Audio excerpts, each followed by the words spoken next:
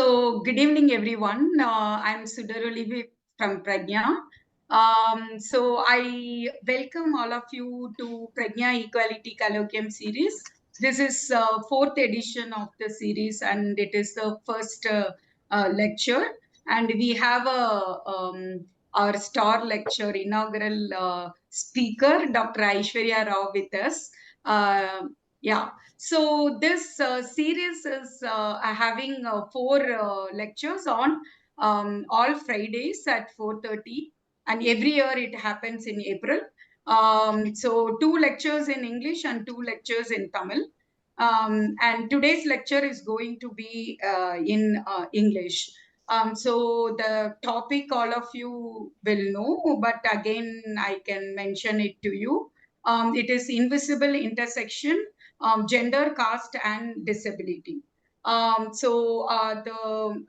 talk will be for 45 minutes, and a half an hour is for question and answers. So that is what it is going to be. I invite my colleague Divya to give an intro to the speaker. Thank you. Over to you. Yeah. Thank you, Dr. Aishwarya, for joining us.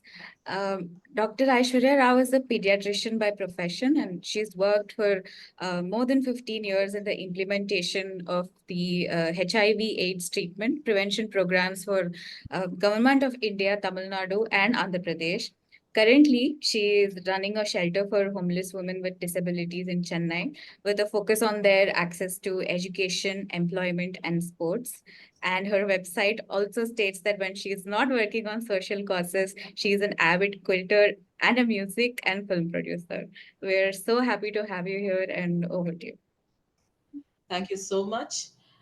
Thanks to the entire team, mainly to Sudar for curating this colloquium series, to Swatna and my friend here for this lovely introduction. Thank you so much.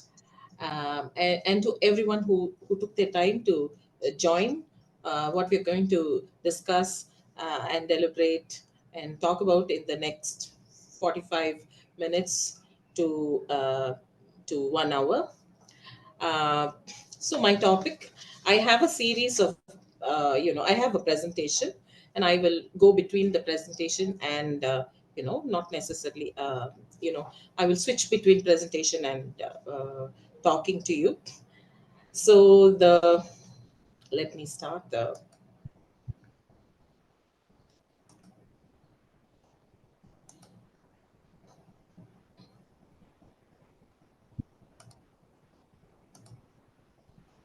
All right. So,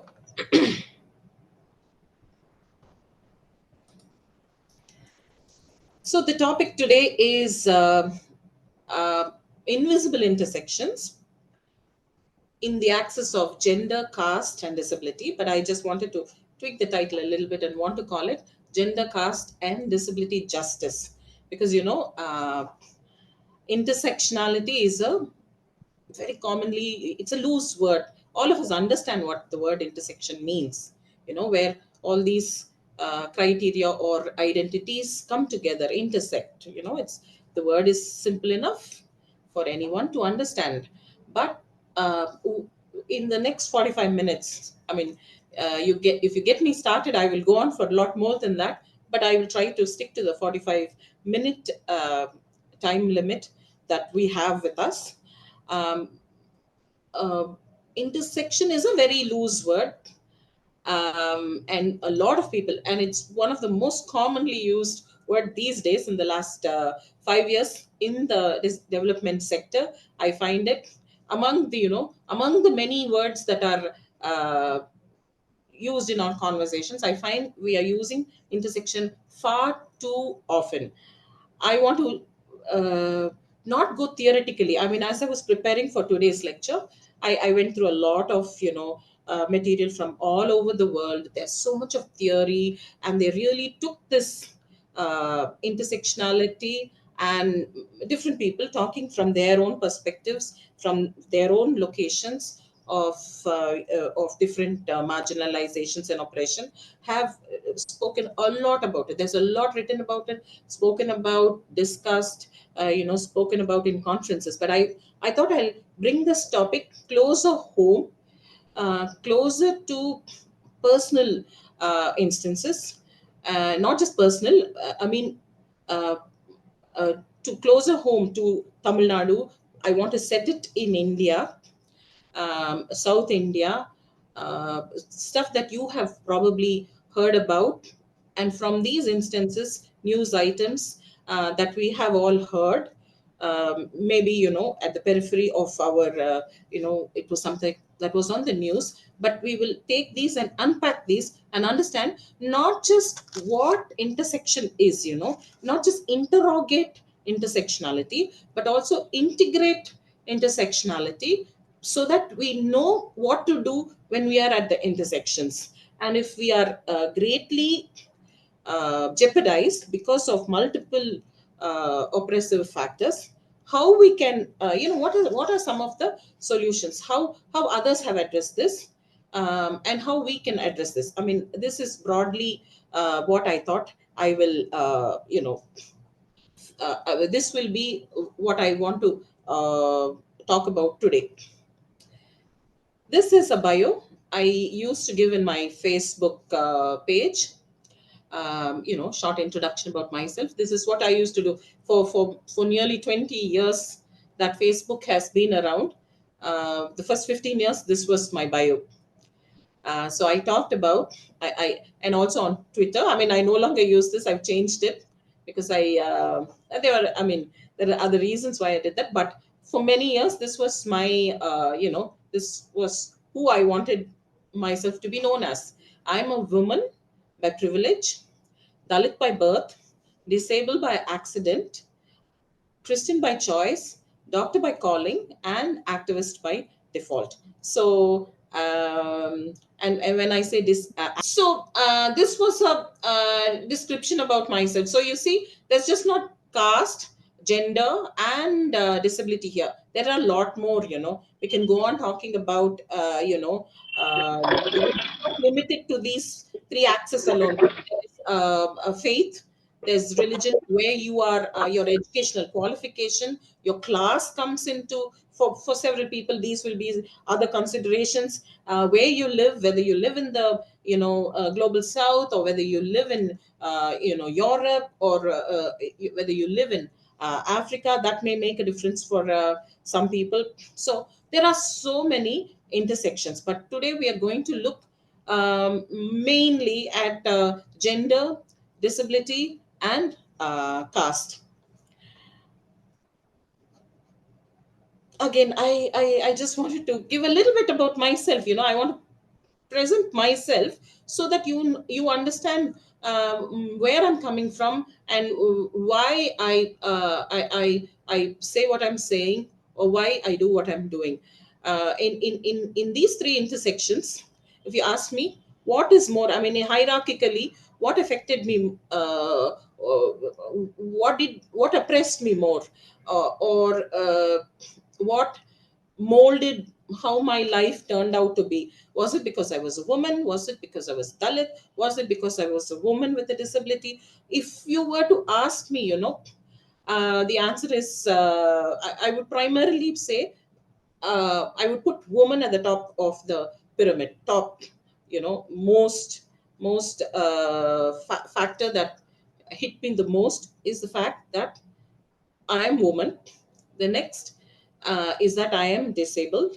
And the last thing was Dalit, because I grew up in Chennai. I grew up, having access to a lot of resources, to education, to, good family, good friends, good neighborhood, good community involvement and everything. The fact that I was Dalit did not have a great bearing on me. That so my understanding of caste itself comes much later in my life, after around about 10th standard and 12th standard. That is the time I was told, I discovered that I was Dalit. Until then, I mean, these issues were not really, it didn't bother me. It didn't. So therefore, we can say the fact that I'm Dalit didn't have any effect on me per se for a large part of my life. But that is not true for so many other people, and I understand that. So even in all my intersections, and if even in all these you know factors that could have been more oppressive for others, I was privileged. So I do understand when I start this whole lecture, that I actually come from a position of privilege when we talk about so many issues. Again, I want to set this another one factor that we need to understand throughout what we going to discuss for the rest of this lecture, is that access is another. Why do we want to understand and interrogate intersections? Is because through that learning, through that understanding, we want to understand how this works. So the whole reason why do we understand the difference between men and women is because how unequal access and resources are distributed between the both. So let us keep access at the center of all that we are learning today and discussing today. So I wanted to share this picture about this is Catherine and me. Catherine is my grandmother. She's my father's mother. Uh, she studied only up to third standard. She didn't complete third standard. She was a very poor. She was a peasant woman. When she was 3 years, running in the field, playing with other children, her brother came and dragged her home, and she was crying because she didn't want to. Her play was interrupted. They dragged her home, dressed her up, and they made her sit on her father's lap. And there was a ceremony at home, and she was given away in marriage. So she would have been 8 or 9 years old. She was given away in marriage, and through the ceremony she slept. So she didn't know who she was married off to. And then after the marriage, the groom went to his house, and she continued to live in her mother's home. And after her first period, she was sent to her husband's house. So this is Catherine. But why I want to talk to you about Catherine is that Catherine, I don't know why they called her Catherine. She comes from a Hindu family, like a proper Hindu family, and she grew up in the Hindu tradition, and she but that was her name, that was a given name, and I never asked, or I never found out why she was called Catherine. She went on to have in her marriage a succession of about 12 children. My father was her oldest. Now, she was a hard-working couple. They had a very small piece of land because they were Dalit. The government had allocated, what we call here, it is, a land that is allocated for Dalits. So it's completely unusable land, but they turned it into something that could be used. Now, the speciality of Catherine was that she wanted her children to study, and in that whole village, I'm talking about at when India was getting independence. My father was born 1945, so around about that time. So the education hadn't reached the small, backward little town village in Andhra Pradesh. So she wanted, though she comes from where she comes from, she purposed in her heart that she would educate all her children. And though she had only third standard education, she would read. She was a great lover of reading, and she wouldn't. There were no books in the village, so she would read. What she could read, put together words, and read all the potlums that of food items would be packed on. So she was a reader of that. Any shred of paper that she would get, any parcel, she would keep these and read. Then she sent my father to school. She sent all her children to school.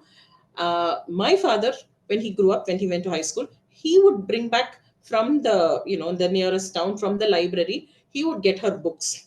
So this was the relationship between them, and she would read. So she continued to have children. So between work at home, taking care of the cattle and the fowls and the children, the only time she got to read was when she was suckling her children.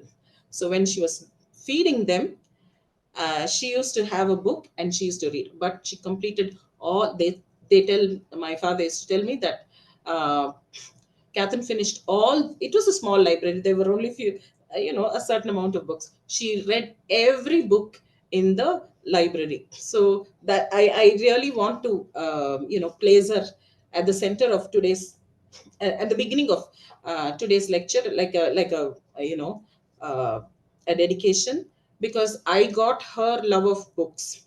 None of my cousins read books the way I do. I mean, this is something that she passed on to me. A poor peasant Dalit woman put her, instilled this great love of reading in me. Now, coming to the core subject, what we want to discuss today, what I want to present to you with a very important case that happened in December. This judgment came out in December, on December 21st, 2021. The whole case had been going on between uh, July, August to December. This is the case of Samiha Barveen versus the Joint Secretary, Ministry of Youth and Sport, Government of Tamil Nadu. And we will see why this this order is so important for us to. It helped me understand intersectionality a lot more, and also give us solutions about how we can actually work with this intersectionality to improve situations. So the story is that it is Samiha Barvi is a young woman. She is 90% deaf. She is a sports athlete, and she's from Kanyakumari, raised by a single mother and a grandmother. There's no male presence in the house. In this story, she's not Dalit though, but she's from the Muslim community. So she's disabled. She's a woman. She's a girl child, and she's a Muslim, raised um, by a single mom. So she's a very good athlete. Her, she has she has so many medals. She was very she's a good sportswoman. She had nearly 13 national medals to her credit. She took the national gold medal for the deaf athletic championships that were held in Jharkhand, Chennai, Calicut. Uh, it was long jump and 100-meter track. These were her events that she specialized in. Now, in 2021, she went for the nationals, and because she did so well in the nationals, and she also had a world record for the 100-meter track record, uh, which was set in 1986. She broke the record. So she's a phenomenal sportswoman. All right. So in 2021, there was a upcoming fourth World Deaf Athletics Championships in Lubin, Poland. Okay, so in the Delhi selections for going for the international event that happened, her name was released, or it was printed on their website. It was the list was released, and also on their Facebook page of the Sports Authority of India.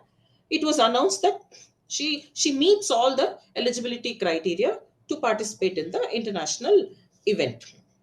But the final contingency that was selected by the Sports Authority of India were five male athletes who didn't do as well as her, and she was left out of the list. So this is the case. So Samiha Barvi goes to court saying why, though she was a star athlete, though she did so well, why was her name left out? And instead of her, why other 5 boys and men were selected to represent India at Poland, when she should have been top on the list. For this, the Sports Authority of India gave the answer that because she's a single girl, they feel it is not safe for her to travel with an all boy contingency. So, this is the reason they gave in court. So, um, in August itself, there were interim orders. The High Court ordered the Sports Authority of India to allow her to go, and they gave a good rap to the Sports Authority of India. In spite of it, the list was not amended. Then a lot of activism. All of us went up in a furor and got into. But the Sports Authority of India stuck to its guns for this reason, that she is a woman, that she's one single woman, and all others are boys, and so it's not safe for her. So then the MP of Kanyakumari wrote to Delhi, to the sports ministry. Lots of things happened. Last minute, the MP paid for her tickets, and she went and represented India at the Poland event. But anyway, the case came up for final hearing. And the judge, Justice R. Mahadevan, he was the judge. It's very interesting for us. Why we want to understand this case is because this order talks about intersectionality, and how he actually goes on to to a great exposition on intersectionality, and I found that so very interesting. He goes on, he writes in the judgment, uh, that disabled women struggle with both the oppression of being women in a male dominated society and the oppression of being disabled in societies dominated by able bodied. So this judge understood so well that she's not only struggling. Her name was left out, not only because she was disabled, but because the other persons going were also disabled, but because she was a disabled woman.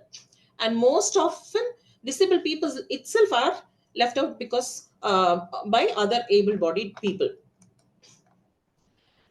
So this discrimination is based clearly because of her gender. And then in his judgment, he goes on to quote Kimberly Shaw. Kimberly Shaw is a feminist activist, is a black feminist scholar activist. She first coined the word intersectionality. And Justice Mahadevan goes back and he quotes Kimberly Shaw, and then he gives this verdict. I will go on, through the talk. I want to go back to how he talks so much about the whole order is about intersectionality, and many people say that it is one of the most significant judgments that the Madras High Court gave, not only of 2021, not only because it touches upon disability, but as such, when all judgments were taken, it was one of the most significant judgments that the Madras High Court gave in that year. So Kimberly Shaw says that many people we understand oppression. We must not understand oppression just like a check, as a checklist. Oh, check woman, check disability, check caste, check class. It's not so much. It's not 1+1 is equal to 2, but you have to. These factors often multiply each other and compound each other. So therefore, the effect of a woman and a disability is much more than someone individual. It's just not 1+1 is equal to 2. So she is the one that first spoke about this. Now we'll unpack another incident that happened during the corona. I use this example very often. I've actually used it in a previous Prajanya lecture when we were talking about disability and media during the 16 days of gender violence observations. But it's a very powerful example for us to understand where and how this intersectionality works. This event caught on a CCTV camera happened in Nellore, in the government office. This is the office of the Tourism, Development Authority of Andhra Pradesh in Nellore, during the first COVID lockdown. Just watch what happens.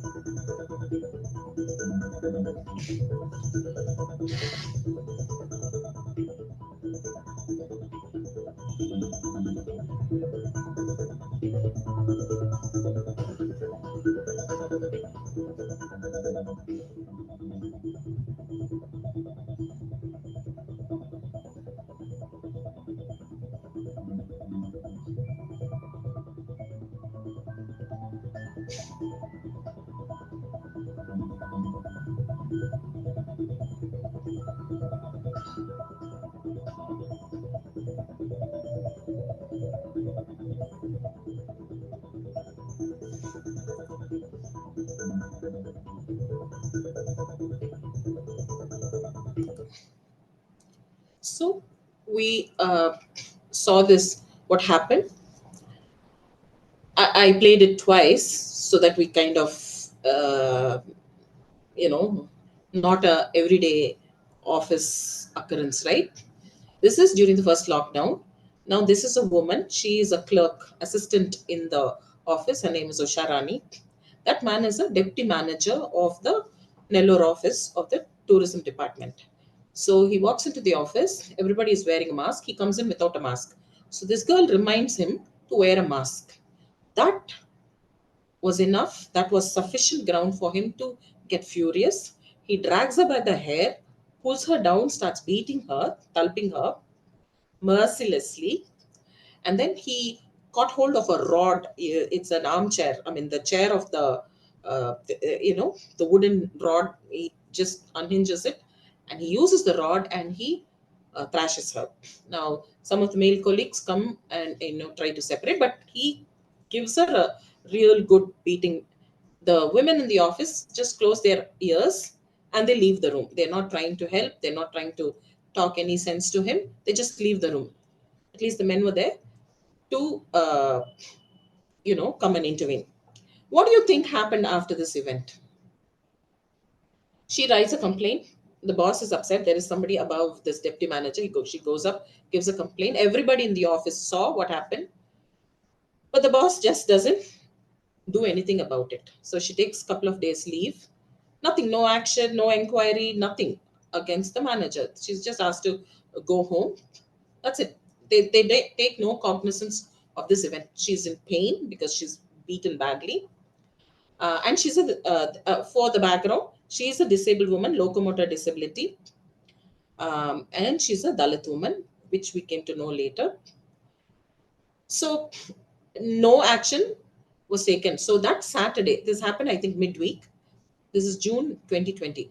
That Saturday, she goes to the, because she's very disappointed with the office because everybody saw nothing happened. I mean, no action was taken against the man. So she went to the police station to file a complaint. It so happened that in that police station, there was a young police SP had been appointed recently, a woman SP. So that woman SP was really, moved when she told the story, and she went to investigate.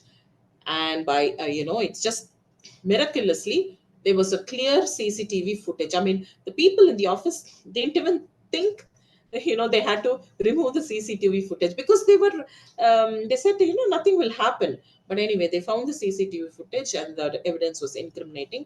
Then, of course, it became, news, came in the local TV channels, etc. Then the Women's Commission came and it became a big issue and man was arrested. So let us understand. So here is a very clear example of how disability, gender, caste creates power differentials. There are at least three great power differentials here. One, this is a woman who is beaten by a man, and he's an older man, younger woman. Another, in authority, he's senior, and he's a full-time government employee. She's a clerk, and she's only a contract employee. And in government offices, that's a big deal. Contract people are way down the hierarchy, social power in the office.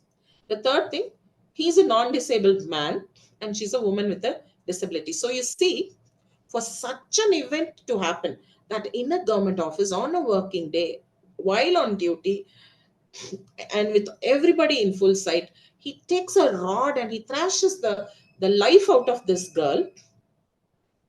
So because there were multiple intersections working. If it were a non-disabled woman, would he also a deputy director, deputy manager in the office, and if she had asked this man to wear a mask, would he have hit her? I think we can safely say he wouldn't have.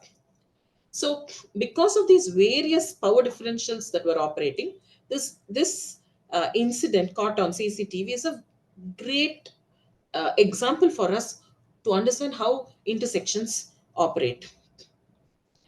Now, closer to Tamil Nadu, we'll go back to another incident. This was uh, a story for the first post, which my friend shot. She called it the COVID Diaries. My friend journalist Grishma Kutarchi taped this is a narrative of a woman in a Sivagangai district. She's a Dalit. This is Rajalakshmi, a Dalit woman. She married a non-Dalit man from that area. She has two little kids, and this is a scooter that was given by the government. And she talks about how she had been asking for a long time, because both families have abandoned this woman, because the husband's family abandoned this unit, Rajalakshmi and her husband, because she's Dalit girl, disabled girl. That husband is not disabled; he's a non-disabled man. Her family also, because she didn't listen to them, and she eloped with this man, so they treat her, her brothers treat her badly. Nobody is there basically for them to support them. Whatever little job they had during the COVID lockdown, they lost all income. The house owner, where she was paying rent, she was evicted during the lockdown. So this couple and the children went to a temple every day. They used to eat the prasadam. That's how they uh, existed. They survived during the first lockdown. And immediately around about end of June, July, she goes to the collectorate. I mean, she has let's hear what she was given a piece of land by the 2 cents of land. It was allocated to her like some previous collector. So she decides, because she doesn't want to be homeless, staying in the temple and other places. So she decides to put up a little hut in the land that was allocated to her. And this is the instance what happened to Rajalakshmi. It's in Tamil, but there are subtitles here. Sivaganga மாவட்டம் இல்லம்நர் தாலுகா வேஸ்புத்து ஒன்றியம் கருத்துப்பட்டி கிராமத்துல நான் ராஜலட்சுமி பேசுறேன். நான் 2 காலம் செய்யணும்னு எனக்கு 2 பிள்ளைங்க. என்னோட ஹஸ்பண்ட் என்னை லவ் பண்ணி கல்யாணம் பண்ணிட்டாரு. நான் ஒரு தவழ்ற மாட்டுனாலுன்றதுனால என் வீட்டுக்காரர் எனக்கு வாழ்க்கை கொடுத்தாரு. அந்த காரணமா எங்களுக்கு யாரும் என்னோட உதவியும் இல்லை. நாங்க 2 பேரும் தான் தனிமையா இருந்து வாழ்ந்துட்டு இருக்கோம். 2 பிள்ளைங்க சிசேரியன் பண்ணி எடுத்தது. இந்த சூழ்நிலையில நான் 9 வருஷமா ஒரு வீட்டுக்காக நான் போராடுறேன். கவர்மெண்ட் ஒரு இடத்துக்காக நான் போராடிட்டு இருக்கேன். 2008 இருந்து நான் போராடுறேன். ஆனா இன்னொரு வரையும் எனக்கு இடம் கிடைக்கவே இல்லை. 9வது வருஷம் எனக்கு ஒரு இடம் கிடைச்சது. Sir collector sir Jayakanthan sir எனக்கு ஒரு 3 சென்ட் இடம் கட்டுக்குப்பட்டி கிராமத்துல ஆதிக்காத இடத்துல எனக்கு அளந்து கொடுத்தாங்க. எனக்கு எஸ்சி அளந்து கொடுத்த இடத்துல நான் வீடு கட்டிட்டு குடிச்ச போட்டு இருக்கலாம்னு போகும்போது அந்த தெருவில் உள்ள அதே ஜாதிக்காரங்க பிரச்சனை பண்ணி என்னை இருக்கக்கூடாதுன்னு சொல்லிட்டாங்க. ஆனா ஏன் சொன்னாங்கன்னு எனக்கு தெரியல. புறம்போக்கு நிலம் அவங்களுக்கு சொன்னதால நானும் என் பிள்ளைங்களை இப்ப நாங்க கொரோனா டயத்துல இருக்க வீடு நம்ம கோயில்ல இருக்கோம். சாப்பாடுக்கு கூட சாப்பிட்டு கிளம்பி பிள்ளைங்களை வச்சுட்டு எங்களுக்கு வாழ்வாதாரத்துக்கு எதுவுமே விட கஷ்டம் வந்து கூலி வேலை செஞ்சுட்டு இருக்காரு. அந்த கூலி வேலையை கூட இப்ப இல்ல. கொரோனா டயத்துல நான் ரொம்ப கஷ்டப்பட்டு பிள்ளைகளை வச்சுட்டு கோயில் இருந்துட்டு ஒருமையில சாப்பாடு கோயில் எதிர்பார்த்தா ஓடி கஷ்டப்பட்டு வட்டிக்கு வாங்கி கல்லு மண்ணு மரம் எல்லாம் கொண்டு போய் போட்டுட்டேன். நீர் கட்டுறதுக்கு நான் உத்தரவும் கொடுத்துறாங்க கலெக்டர் சாரு. கொடுத்த பின்னாடி இப்ப அங்க உள்ள பொதுமக்கள் வந்து என்ன கட்டக்கூடாதுன்னு சொல்லிட்டு இருக்காங்க. நீங்க அங்க இருக்கிற வில்லேஜ் ஆபீசரோ வேற யாராவது ஆபீசர் கிட்ட பேசியிருக்கீங்களா? இப்படி நடக்குது, என்ன கட்ட விட மாட்டேங்கிறாங்க? எல்லா திரும்பி கேட்டேன், தாசில்தார்கிட்ட கேட்டேன், ஆர்ஐ கிட்ட கேட்டேன், கணக்கு கேட்டேன். எல்லாருமே வந்து பார்ப்போம் இந்த இடத்துல இல்லைன்னா சொல்றாங்க, யாருமே கொடுக்கல. அந்த தெருவுல உள்ளவங்க பேச்சு கேட்டு எனக்கு யாருமே அங்க எங்களுக்கு அங்க கொரோனா டயத்துல தான் என்ன வந்து வீடு வாடகை வீட்டுல இருந்து கால் பண்ண சொல்லிட்டாங்க. வாடகை வீட்டை கால் பண்ண சொல்ல வந்து நான் போய் அந்த இடத்துல குடிசை போனக்காக போனேன். போகும்போது நம்ம கலெக்டர் சார் உத்தரவு கேட்டுட்டு நான் போய் குடிசை போட போனேன். போகும்போது என்னோட வீட்டுக்காரரை பிடிச்சி தண்ணி ஊற்றி எங்களை அடிக்க வந்து என் போனெல்லாம் பறிச்சு எரிஞ்சுட்டாங்க. வீட்டு எடுக்க கூடாது அப்படின்ட்டு எரிஞ்சிட்டு என்னை வந்து வீட்டை இங்க கட்டட்டான்னு சொல்லிட்டாங்க. அதுக்கு பின்னாடி என்னோட பொருள் எல்லாம் அங்கதான் கிடைக்கும். சாப்பாடு கூட வழியில வட்டி கட்டிக்கிட்டு இருக்கேன். ஆனாலும் என் இடத்த வச்சு எனக்கு இடம் கொடுக்க மாட்டேன்னு சொல்றாங்க. இப்ப நம்ம வந்து கோயில்ல தான் 2 பிள்ளைங்களோட கணவரோட சாப்பிட்டு. So, I mean, she goes on to explain what happened.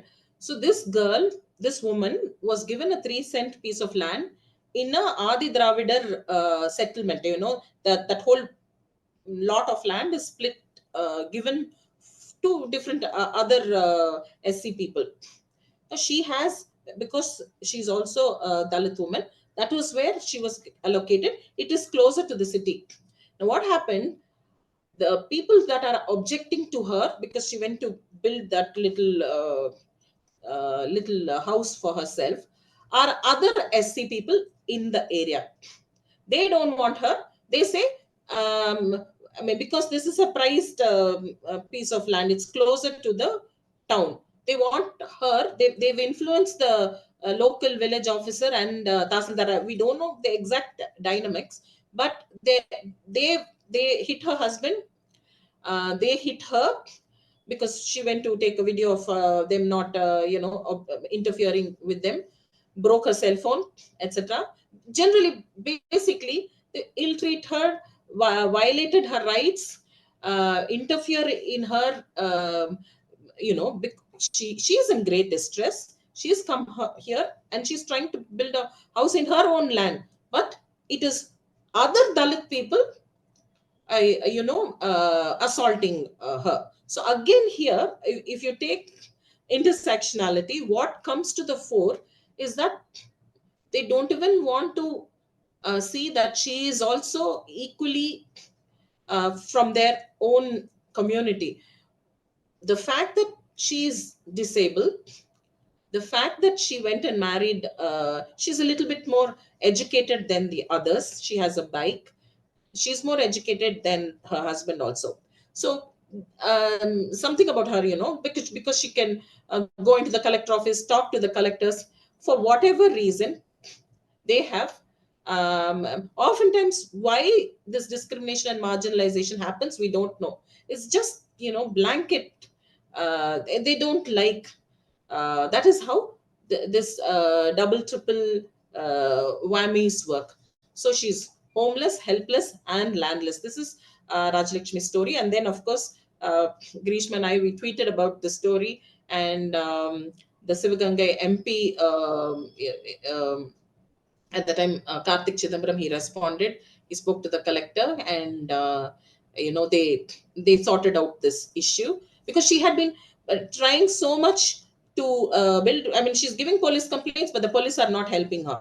But anyway, finally, they helped her to build they ensured that she built a house and she continues to live in that house. But her struggle, the simple task of building a house for herself with an entitlement that she, according to the act, any entitlement, women with disabilities, people with disabilities have a right for 5%. She has a weighted priority in any government entitlements that are given. So so I think the other Dalits in that area think she got the land out of turn.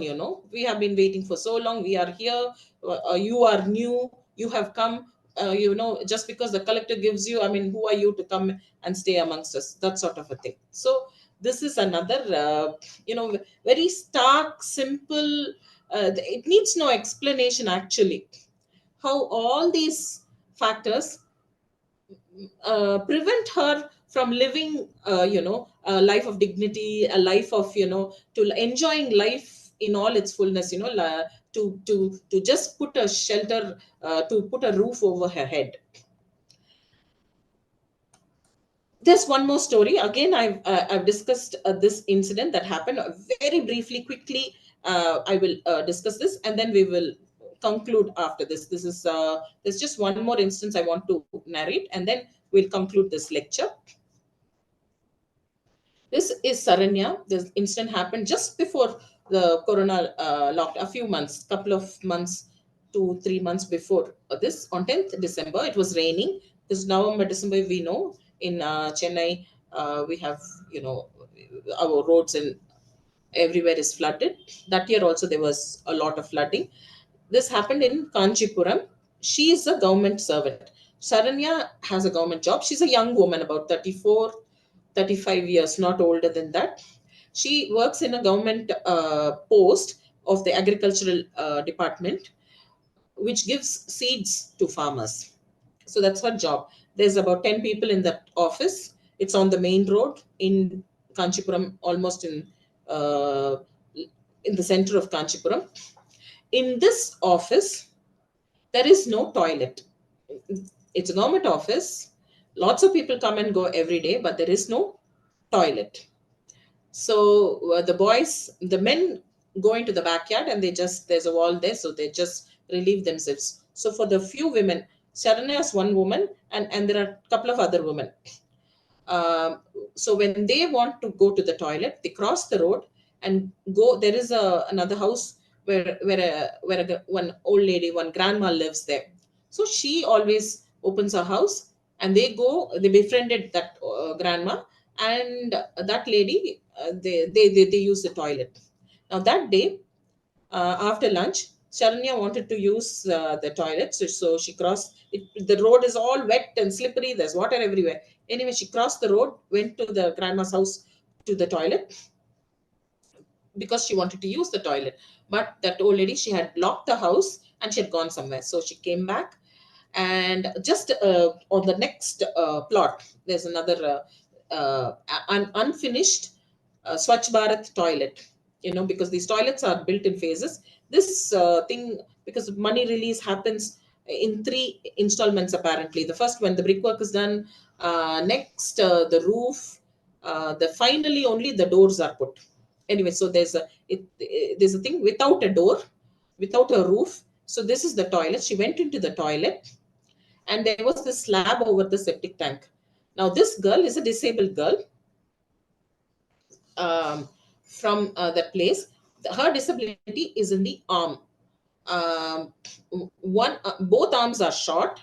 One arm she can use a pencil, paper and pencil, and she can type with one. It's a rudimentary arm. The other arm, completely, it is a stub. There is no arm. So that's the nature of her disability. Now, when she went into the toilet, she saw the slab over the thing, and because she's not used to, because the door was not there, it is daytime. So she went into that side. You can see the side here. She stood on that slab there. The slab broke, and she went into the septic tank, and she died. And she died because of her arms. She couldn't grab onto something, reach something, and climb out. So she just drowned in the pit.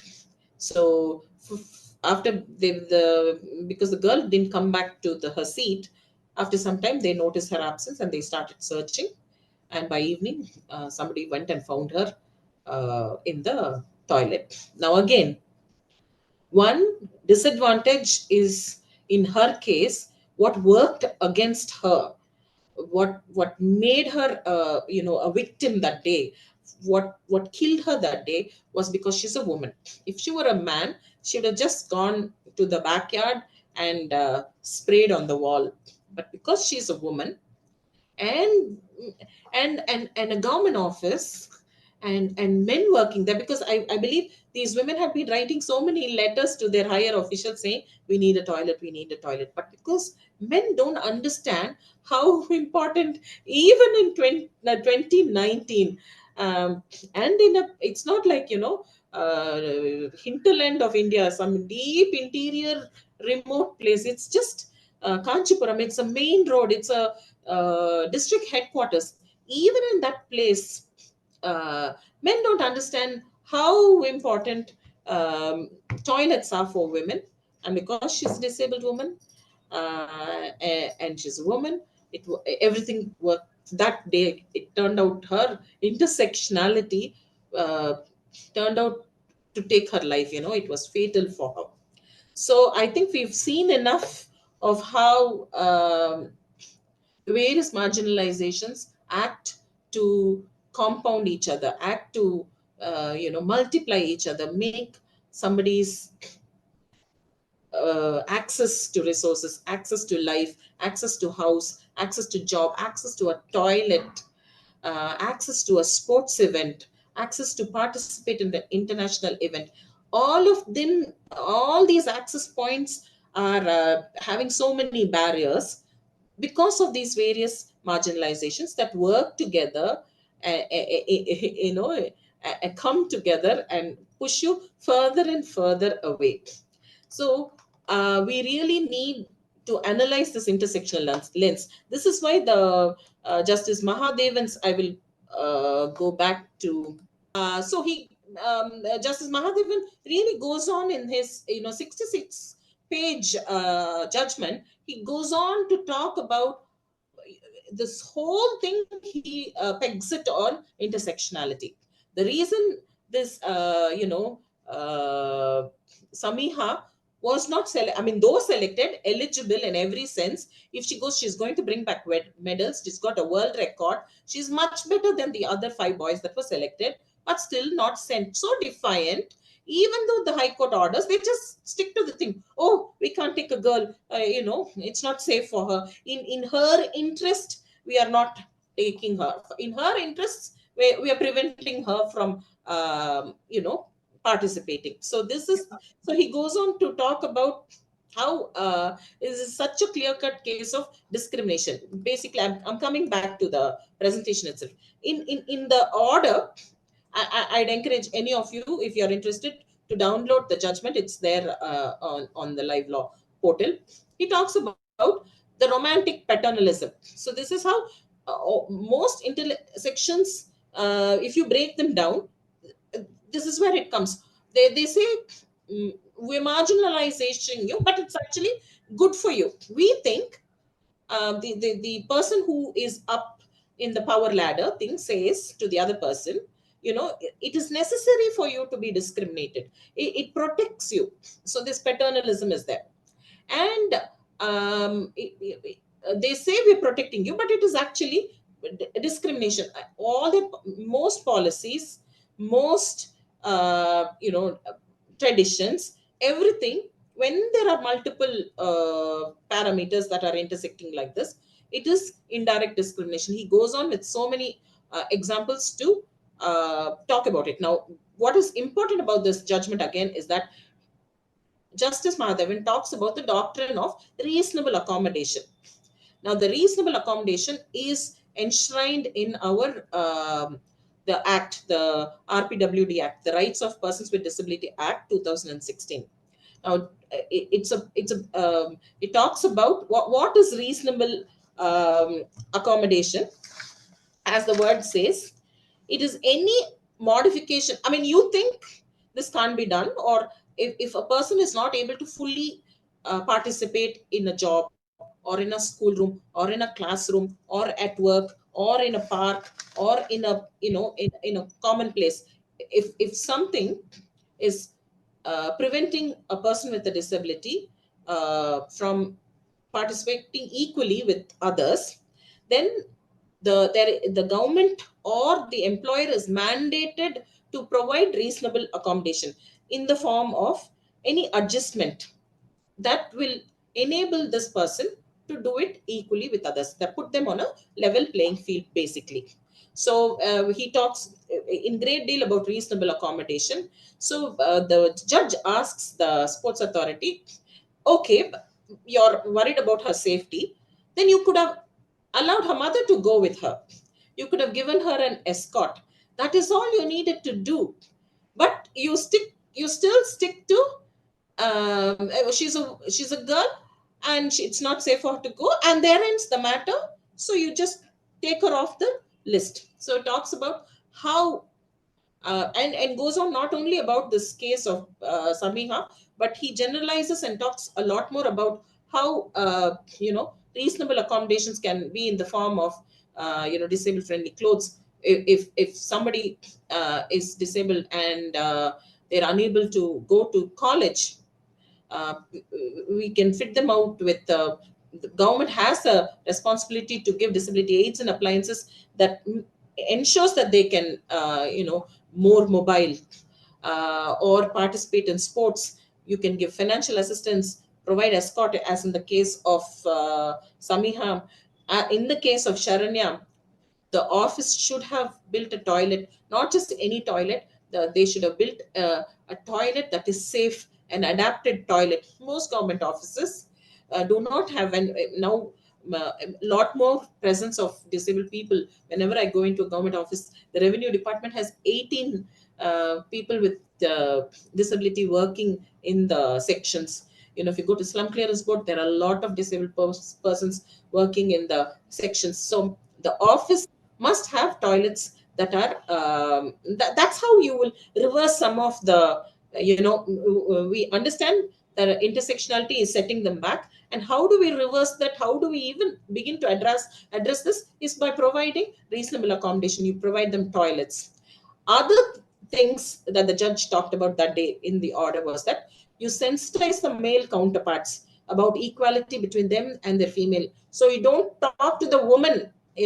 Most of the time when we have our 16 days of gender-based violence, Women's Day, it's women having programs for other women. I think we really need to take it to the men, to the so-called other castes, to the talk to the non-disabled persons. So you this is how you will do it.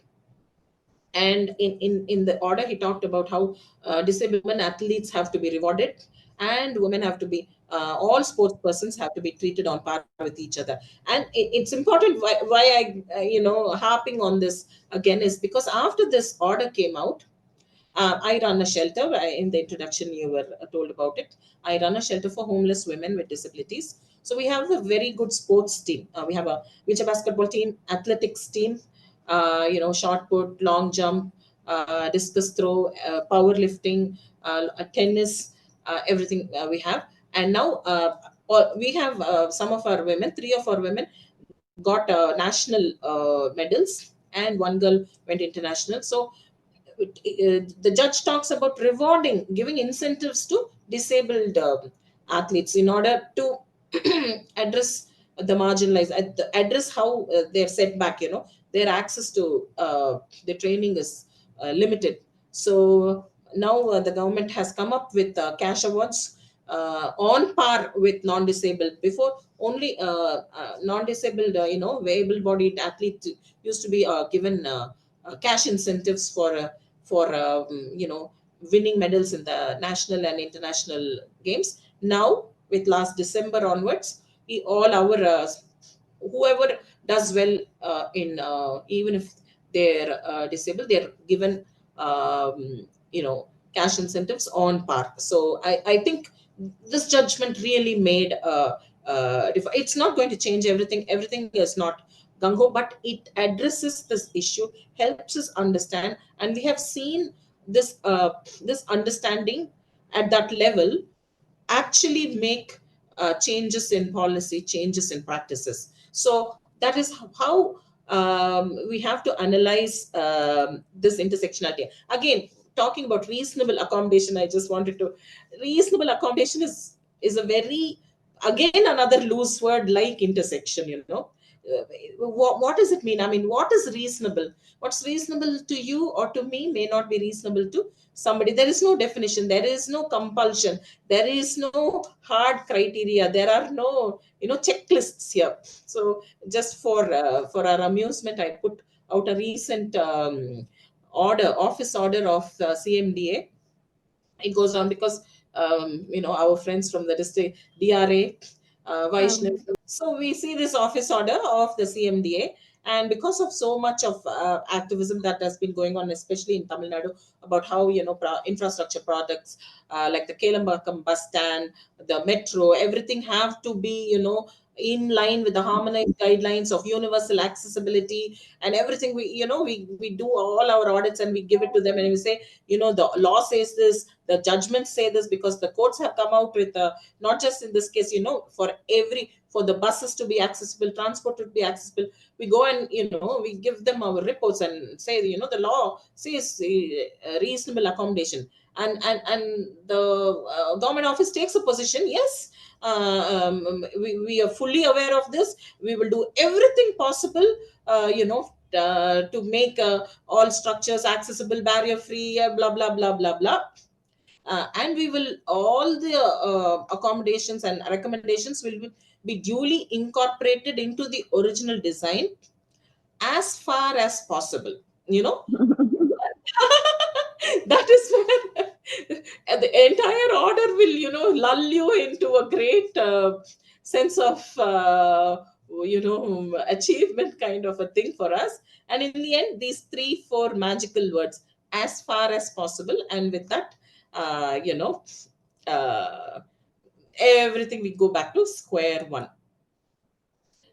This is my last thing, and I will, I mean, because we are it's been a hour since we started, I will just read out, this is a post that I had put out on my Facebook page in August 2015.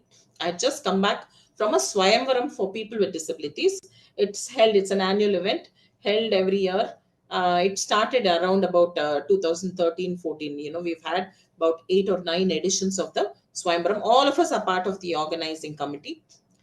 We have Swayamvarams in all districts of Tamil Nadu, and then it all culminates in Chennai, one big gala.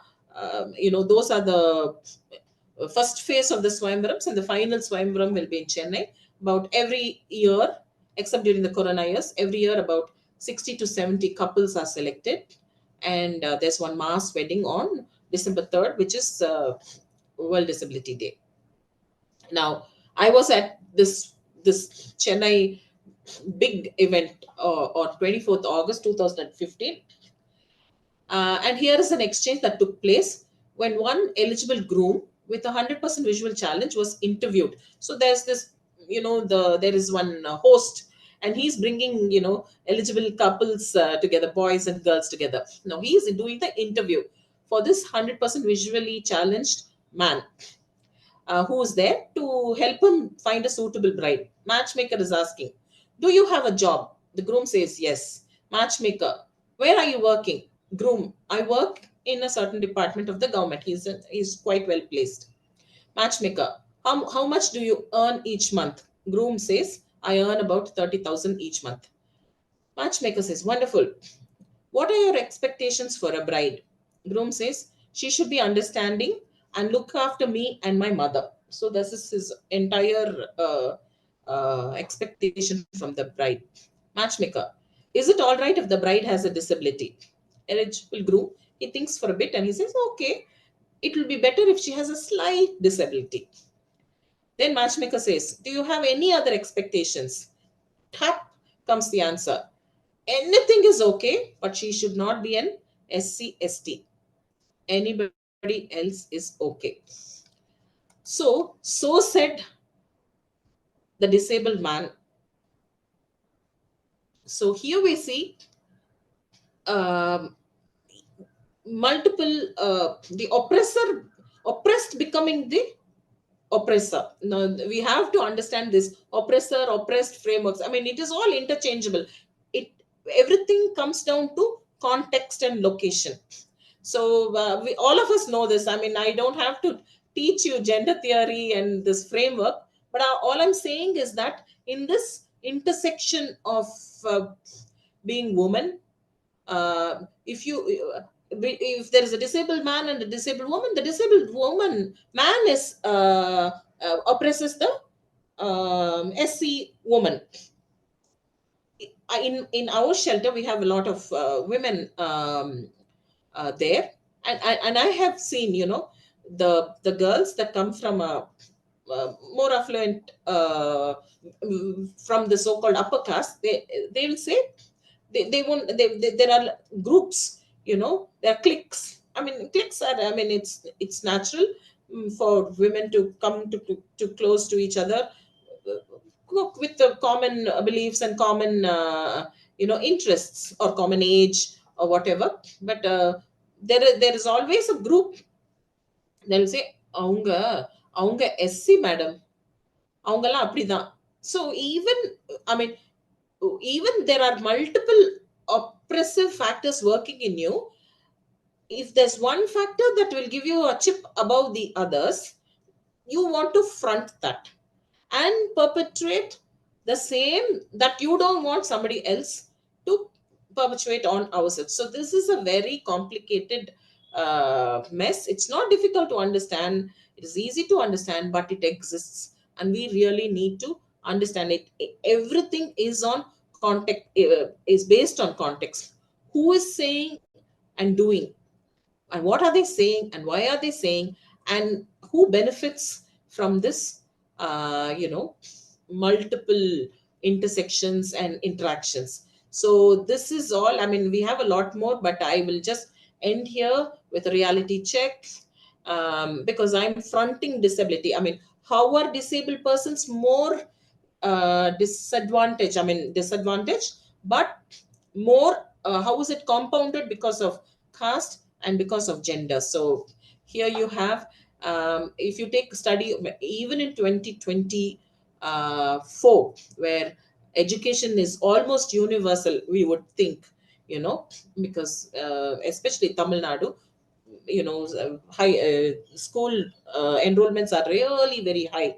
But if you take disabled children between 5 to 19 years of age, this is of course statistics from 2011 census, 30% of the children have never stepped into a school. These are the severe multiple disabilities, intellectual disabilities, severely disabled, or disabled and poor, disabled and coming from marginalized locations. So 30% of children do not have access to education, and so on. So in this, women really bear the brunt of it. Poverty and unemployment, because of having all these multiple marginalizations, really works against them. We have a lot to understand, but how do we overcome this? How do we change? How do we start to use these intersections to work? It is only through not just reasonable accommodation. I would say through purposeful policy making. The policy framework exists. It is so much in favor of the marginalized. There is the reservations is there. There is reservations for caste-based reservations, for disability reservations, but everything comes back to implementation. All of this, end of the day, it's when all of us come together. I mean, it is a long process of fighting for our rights. If multiple people come together and work together in tandem, then we can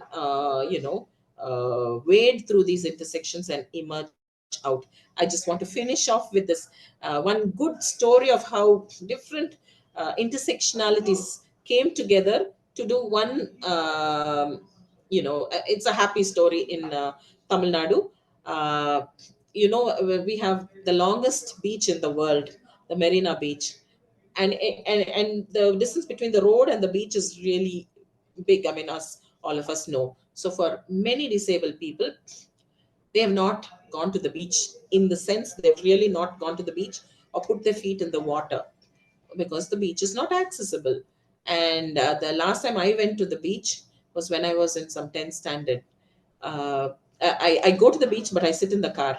I've never really gone to the beach. So, but this is what after years of activism and people coming together, this is what happened.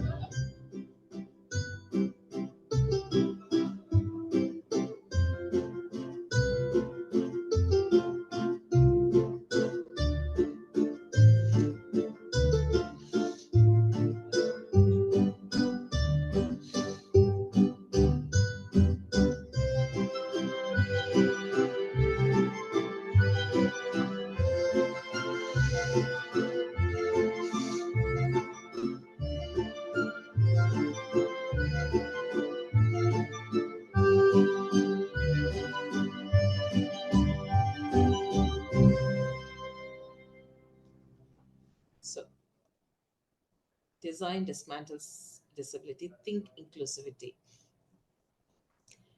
Thank you.